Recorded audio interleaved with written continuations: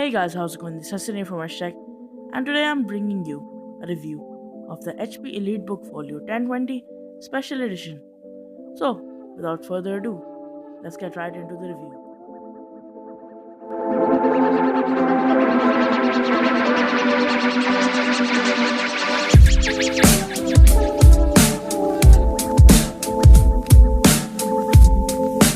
So guys, starting off the review, I'm going to show you the physical overview of the HP EliteBook, and this is a sleek laptop. It's actually one of the slimmest in the work class category, and it has a nice feel to it with that raw aluminum outer shell, and it's pretty light. It has chiclet style backlit keys which are nice to type on, and a fairly large trackpad on the front that lacks any feedback. It's basically a touchpad that has no travel at all. On one side of the laptop you have the HDMI in port and the USB port, and along with that you have the micro SD card slot. And on the other end you have the charging port and another USB port and a headphone jack. And on the bottom there is a nice rubbery feel to it which adds grip to the laptop. Speaking of the laptop, this has a quad HD screen at 12.2 inches, which is very nice to look at, but more on that later. Now jumping straight into the specification center of this review, it has an Intel Core M processor clocked at 1.1 GHz and 8 GB of LPDDR3 RAM that multitasks okay at best, but isn't too bad, it isn't that good either, at 1600 MHz, which is fairly fast, and comes in a variety of operating systems and is upgradable to obviously the Windows 10 that we have over here. So with that, let's transition into the software section.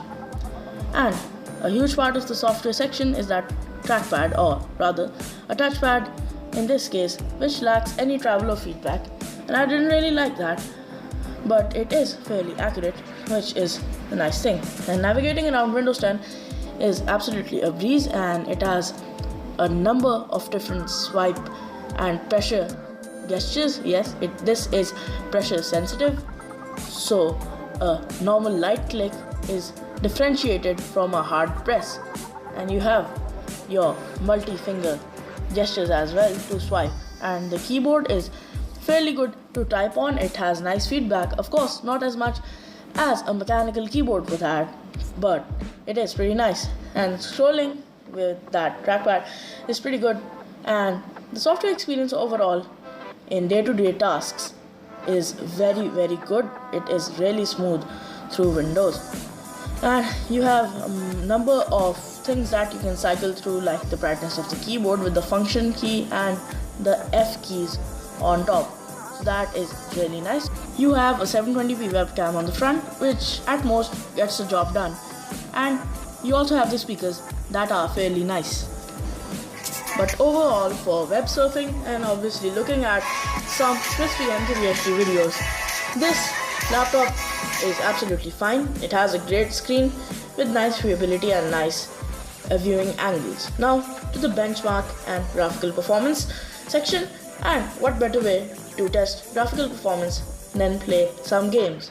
Now I know Call of Duty isn't the heaviest game in the world, but it is pretty heavy, and this runs it on a respectable frame rate on the highest settings, but it isn't something to write home about. It isn't the best frame rate, but it sure is playable, and it scores 321 on the 3D Mark V Strike, which is fairly low for its category and its price category, and that's not a good thing. But simple word processing and making documents and surfing the web, which is the key aspects of this laptop's usage, are absolutely smooth and buttery, so I guess that's a good thing. Now let's move on to the overview of the battery pack. And the HP claims that it will give you 9 hours of usage, but the sad truth is that it will give you 3.5 hours at max, okay at best, but is nothing that great. It should be more, so I guess HP should have taken a closer look at that. But yeah, let's move on to the final verdict of this fairly nice laptop. So this laptop is pretty average, so let's move on to the final verdict. that was the review of the HP EliteBook Folio 1020 Special Edition. And I would say this is a fairly nice laptop and it does what it's advertised for doing. Word processing and internet surfing. It does those two tasks fairly nicely, so I would give it that. It's not false advertising, except for the battery life part. Really nice laptop for its device segment. But you cannot game or video edit on this laptop smoothly, so don't expect the best performance.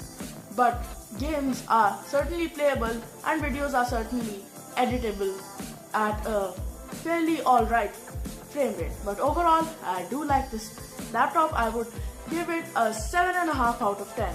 So yeah guys, that's pretty much it. And I'll see you guys in the next one. Peace.